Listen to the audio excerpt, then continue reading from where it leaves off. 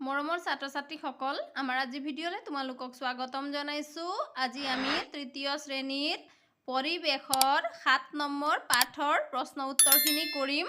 যদি আমি পাঠটো পঢ়িবলৈ যাম তেতিয়াহ'লে ভিডিঅ' বহুত দীঘল হ'ব। গতিকে তোমালোকে ঘৰতে 2-3 বাৰ মান ধুনীয়াকৈ পাঠটো পঢ়ি ল'বা। মই এতিয়া প্ৰশ্ন উত্তৰখিনি কৰি দিছোঁ। এতিয়া চোৱা অনুশীলনী 1 নম্বৰ উত্তৰ লিখা। এতিয়া এই প্ৰশ্নবোৰৰ আমি উত্তৰ লিখিব লাগিব।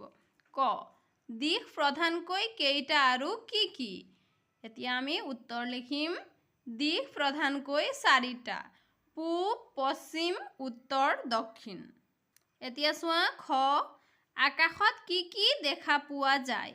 উত্তৰ, আকাশত বেলি, তৰা, জোন, ৰামধেনু আদি দেখা পোৱা যায়। গ, চন্দ্ৰৰ নিজা পোহৰ আছেনে? উত্তৰ, চন্দ্ৰৰ নিজা পোহৰ নাই। ঘ, বেলিৰ আন এটা নাম কি? উত্তৰ, বেলিৰ আন এটা নাম হ'ল সূৰ্য।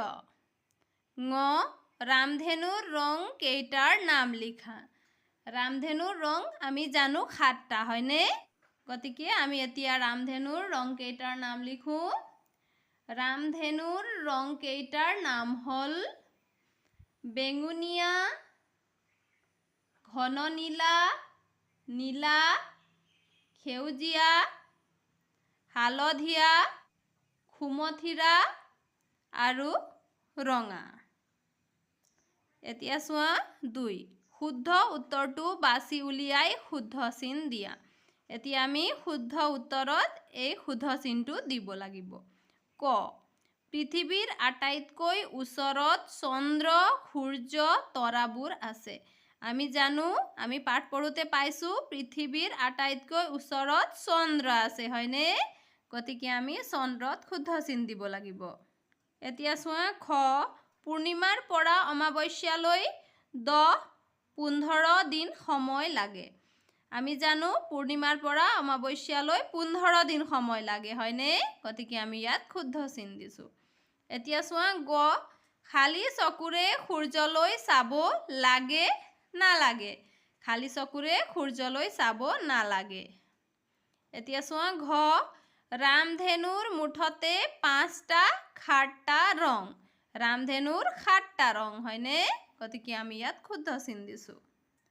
এতিয়া চোৱা 3, খালী ঠাই পূৰ কৰা। এতিয়া আমি খালী ঠাইবোৰ পূৰ কৰিব লাগিব। ক, সূৰ্যৰ নিজা তাপ আৰু পোহৰ আছে। আমি খালী ঠাইত পোহৰ লিখিছোঁ। খ, চন্দ্ৰতকৈ বহুত বেছি গুণে ডাঙৰ। আমি ইয়াত লিখিম সূৰ্য চন্দ্ৰতকৈ বহুত বেছি গুণে ডাঙৰ। এতিয়া চোৱা গ, তৰাবোৰ আমাৰ পৰা বহুত থকাৰ কাৰণে সৰু যেন দেখি। এতিয়া চোৱা তৰাবোৰ আমাৰ পৰা বহুত দূৰৈত থকাৰ কাৰণে সৰু যেন দেখি। ঘ, চন্দ্ৰৰ নিজা তাপ আৰু পোহৰ নাই। আমি ইয়াত তাপ আৰু পোহৰ লিখিম। এতিয়া চোৱা 4, দুপৰীয়া বেলিটোলৈ আমি কিয় পোনপটীয়াকৈ চাব নালাগে লিখা। দুপৰীয়াৰ বেলিটোলৈ আমি কিয় পোনপটীয়াকৈ চাব নালাগে? চোৱা এতিয়া আমি ইয়াত উত্তৰ লিখিছোঁ। আমি ইয়াত উত্তৰ লিখিছোঁ, দুপৰীয়াৰ বেলিটোলৈ পোনপটীয়াকৈ চাব নালাগে, কিয়নো এই সময়ছোৱাত বেলিৰ পোহৰে চকু চাট মাৰি ধৰে। এই তীব্ৰ পোহৰে চকুৰ অনিষ্ট কৰে। মৰমৰ ছাত্ৰ-ছাত্ৰীসকল, আমাৰ আজি ভিডিঅ'ত আমি ইমানেই কৰিলোঁ। আমাৰ পৰৱৰ্তী ভিডিঅ'ত আমি 8 নম্বৰ পাঠৰ প্ৰশ্ন উত্তৰখিনি কৰিম। তোমালোকে মনোযোগেৰে পঢ়া শুনা কৰিবা। আজিলৈ ধন্যবাদ।